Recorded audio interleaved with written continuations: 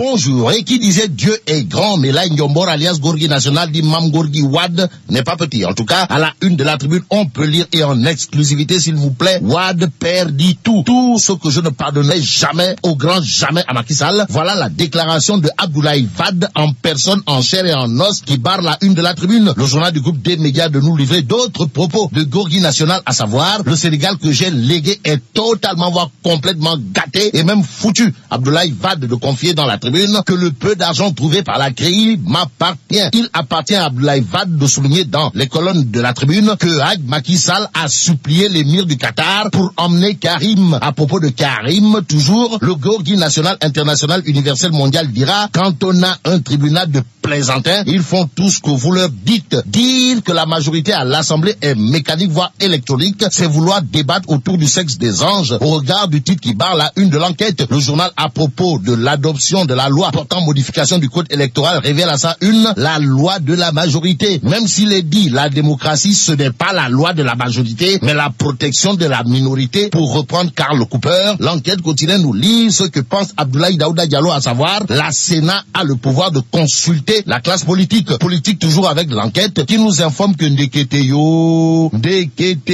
Amnolou Kheweti, eh bien, Guy Marius Sagna a été arrêté et Omar Sarr Dagana brutalisé par les policiers. En tout cas, la place Soweto a été en état de siège, renseigne l'enquête, d'où les propos dans le journal de Mamadou Lamine Diallo du mouvement Teki, à savoir, la lutte va continuer sur le plan du droit et de la politique. Politique toujours avec cette fois Vox Populi qui retient tout simplement l'opposition écrasée, voire écrabouillée, et à l'Assemblée nationale et dans la rue, ruée dans les brancards contre l'opposition dans Vox Populi. Voilà ce que fait Moustapha Diakhaté ou le Banya Moulengue en déclarant, vous êtes trop faible pour mettre ce pays en danger. Que retenir dans cette histoire? D'après Vox Pop, sinon force est restée au pouvoir parce que la manifestation annoncée de l'opposition a finalement été étouffée dans l'œuf de poule ou l'œuf d'autruche. En tout cas, le quotidien considère à plus d'un titre que l'opposition rate son bac, d'où le titre qui barre la une de Sud Quotidien, à savoir, la majorité valide la loi des 5 bulletins, car cela ne tienne Vox Populi. Dans ces colonnes, renseigne qu'interdit de s'adresser à la presse devant l'Assemblée nationale à Aladji Déthié Fall du parti Réumi, où le nandite de classe exceptionnellement exceptionnelle dans l'exceptionnalité se rébelle et assène ses 4 vérités. En vérité des vérités, Vox Pop d'expliquer qu'après avoir été sauvé de quitter les lieux de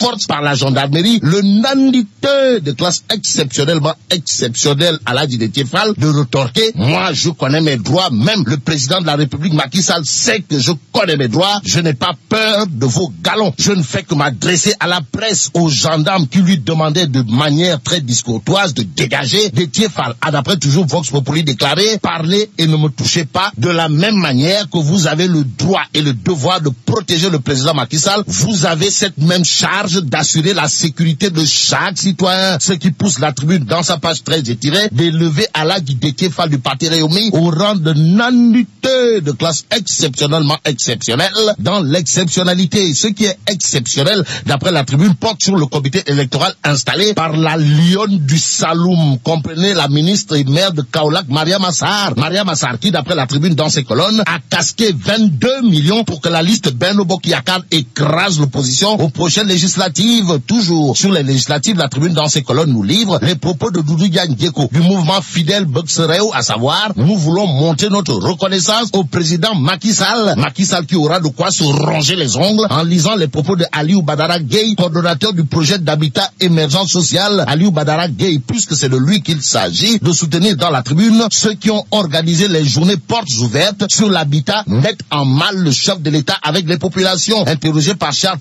Senghor de la tribune, Aliou Badara Gueye revient en long et en large sur le parcours du collectif des victimes d'Agir Imo, porteur d'une initiative de projet d'habitat social plagié de la pire des manières, car ne correspondant nullement aux objectifs du PSE. Terminons avec l'Observateur L'Obs qui parle d'enquête. Enquête sur les fuites à l'examen de passage à l'université. Plus de 100 élèves tombent au bac. Voilà le titre qui barre la une de l'Observateur L'Obs. Le journal du groupe Futur Média d'indiquer des ordinateurs de l'office du bac saisis par la section de recherche. Il est question également dans l'Observateur L'Obs de l'histoire de Babou Diaham, le paysan de Soum devenu conducteur de bac. En tout cas, plus de 10 élèves tombent au bac. Retenons tout simplement et tout bonnement les bandits. Les bandits seront mis au gnouf. En attendant, disons vive le Sénégal.